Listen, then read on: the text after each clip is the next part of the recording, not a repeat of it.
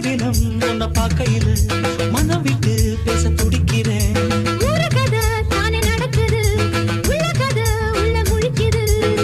பார்க்க வரும் முன்னே துணிவது இருக்கும், பக்கம் வந்த பின்னே வெட்கமது தடுக்கும்.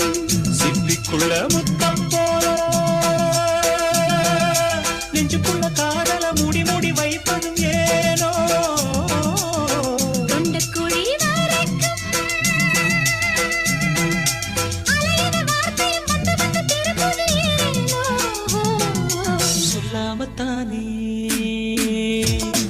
இந்த மனசு தவிக்குது.